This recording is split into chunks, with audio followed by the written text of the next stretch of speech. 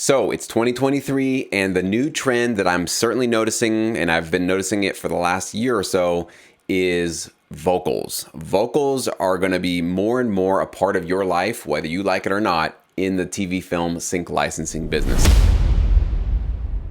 Now, if you're like me, you probably don't want to hear that because I did not work with a lot of vocalists in my career, and that was by choice. Vocalists sometimes are a headache, let's just be honest.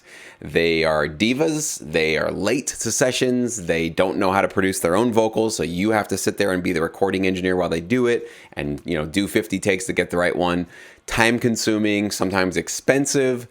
So there can be a lot of issues with vocalists, so I'm very sympathetic to those of you that are hesitant to want to work with one. But I'm going to show you in today's video a really clever way to add vocals onto your track with a tiny amount of work, like the least amount of work you can possibly have to do, but it's going to skyrocket the licensability of your tracks. It'll literally make your tracks way more valuable, way more licensable. And as we're moving into this new world where more and more libraries expect a lot of music to have vocals on it, it's going to keep you much more relevant with your library partners. So it's one of those things where we can't really control that this is where the industry is going, so we might as well adapt to it.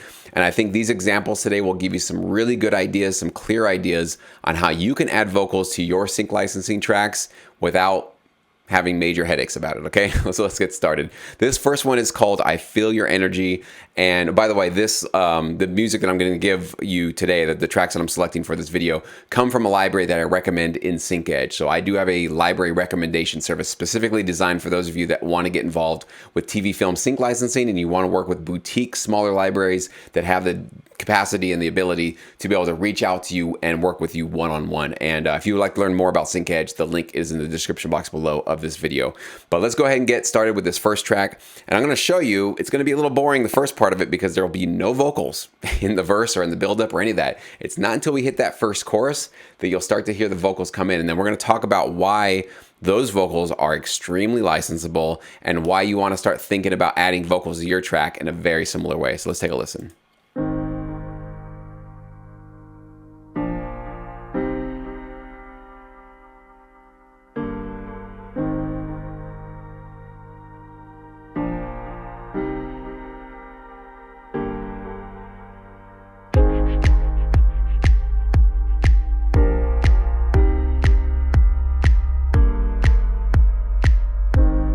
Very simple, just slow little builds, adding drums, right? Not rocket science.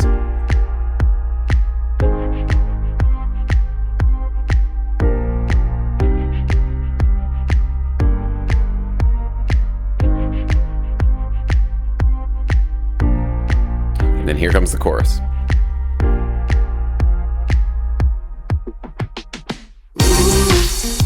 I feel your energy.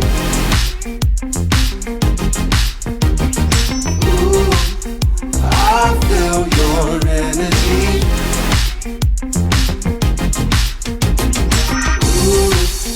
I feel your energy.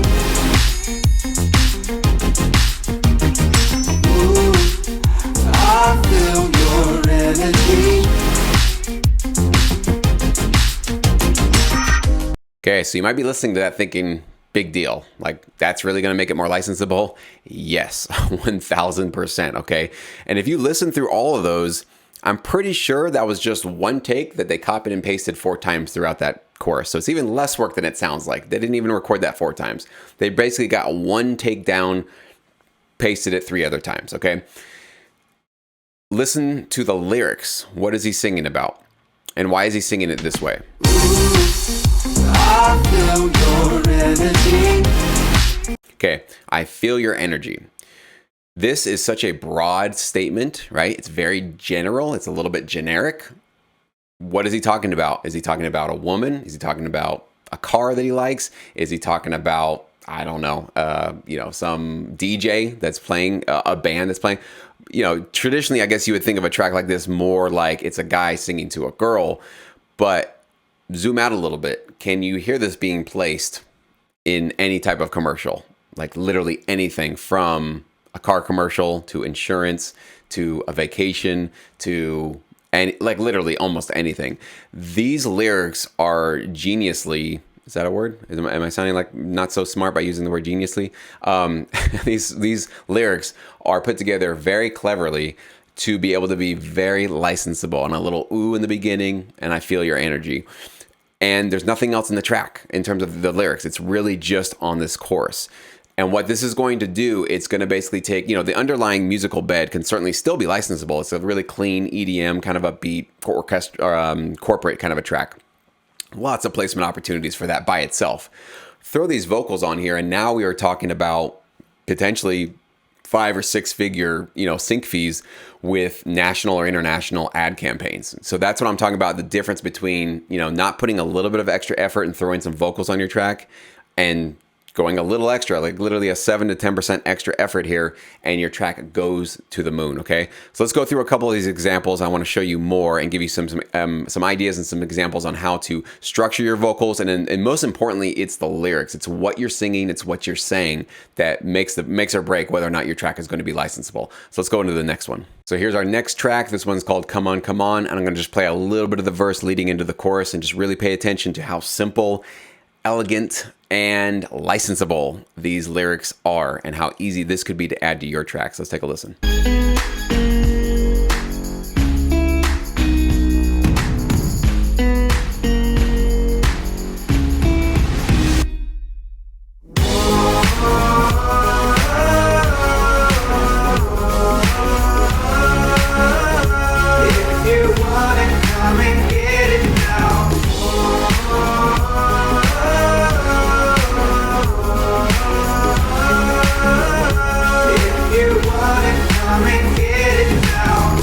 So again, very general, right? Very broad. If you want it, come and get it now. No lyrics should be talking about anything specific, okay? Shouldn't be talking about a red car, the girl in the red dress, I want to go to the club, I want to, like, nothing. Go as broad and general and generic as you possibly can, because that is where you're going to find the most amount of clients that could potentially use it. So if you want it, come and get it now. Again, what types of services and products could use that? Pretty much anything, like literally almost anything. So you do want to have, in some ways when I teach you guys about getting into your niche, I do say like you want to kind of stay in your lane, find out what you do well, kind of stay there. But when it comes to vocals and it comes to making them licensable, you kind of want to go into the opposite direction. You actually want to broaden out as far as you possibly can to make it more licensable and more useful for as many different clients as you possibly can. So hopefully that's making sense. Let's go on with another example. All right, this one's called Turn Up the Music, okay? Pretty generic, pretty broad, pretty, accessible for many, many different clients.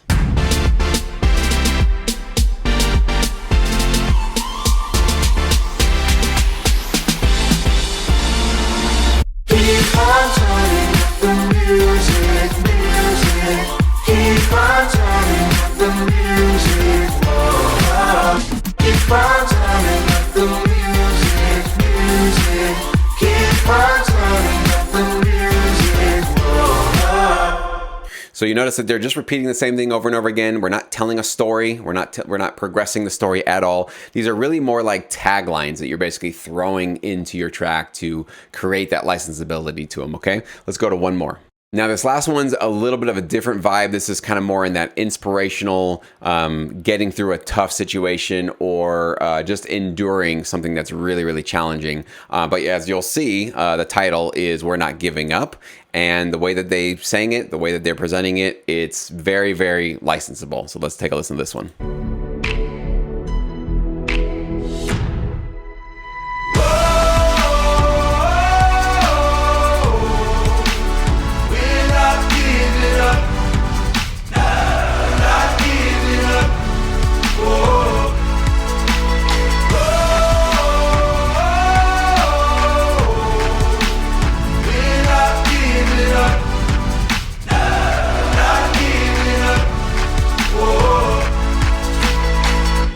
So that one's probably the most intricate of all the ones that I've been hearing. And as you can see here, though, it's not that intricate. It's just basically got a couple of whoas and whoa with the crowd at the end. And basically they're stacked up back to back copied and pasted twice. So definitely in that kind of indie alternative rock sort of style, like Imagine Dragons. But as I'm going through a lot of these tracks, and I'm noticing those vocals are only showing up on the choruses. Now you might want to add an ad lib or two on the final chorus, so you're not repeating, the same thing over and over again. So that would be one extra bit of work, but literally like one extra track where you have these main vocals going, and on top you can have the lyricist or vocalist sing kind of a couple of little ad lib improv sort of things on top to make it a little different, a little more sparkly than the first and the second choruses. But other than that, it's really, really, really, really simple. And so if you are not doing this now, I encourage you to at least give it a shot. Just try it once, okay? You might find it's really awesome and really fun. You might feel really invigorated to add vocals onto your tracks. If you can sing yourself, you are a blessed human being, because that's not me. I cannot sing, and I always had to rely on other people singing. And so it's always a little bit of a stressor for me to always find vocalists. But had this been a trend that was happening when I was getting started in my career, I think it would have been a lot easier, a lot less stressful. I would have to rely on the vocalist a lot less, because I'm basically just asking them for maybe, an hour's worth of work to do these vocals, maybe even less, and especially if you can write it, you write the lyrics, you write the melodies, do like a scratch take, send it off to your vocalist and let them practice it before they come and record, or better yet, if they can record on their own in their own home studios. Awesome, right? And then you can essentially, if you want to, pay them a day rate, right? That's a lot of times what I did is I had work for hire agreements, and I'd say, listen, I'm retaining 100% of the writers, and usually not the publishers, because the library would take the publishers, but any consideration fees or sync fees, it's basically like you're not taking, the vocalist is not taking ownership of this track, because I wrote everything. I wrote the lyrics, I wrote the melodies, I recorded the scratch track and let them practice it. So essentially what I'm doing is saying, I need to borrow your voice for about an hour or two, and I'll pay you for that. And I pay them very well. But I did not give up my back end for that. Now, that's not the quote unquote right way to do it. You don't have to do it that way, but that's just one way that you can do it, where you could still feel like you're holding on to your royalties and holding on to your income, but also being fair. What is fair for a vocalist? It depends. Somebody who's more professional, does it for a living, you're going to have to fork out a little bit more. Somebody who's kind of just getting started and they just want the experience and they're learning this, maybe they can take a little bit of a lesser fee. So that's all negotiable. There are no set, standards or any sort of minimum wage or anything like that in the licensing or the music business in general. So definitely make sure that you are being fair, though, and open and honest with your vocalist with how you're working with them. But please give this a shot and let me know, how does it work out? Come back to this video and comment below. I'd love to know if it feels really fun, really invigorating, really exciting, or is it completely frustrating? Are you really, really pissed off that this is maybe a new trend you're going to have to deal with? I just want to keep my finger on the pulse of what you guys are feeling about this stuff. But this is definitely here to stay. It's definitely going to be continuing on this year, and for sure into the foreseeable future for the next couple of years.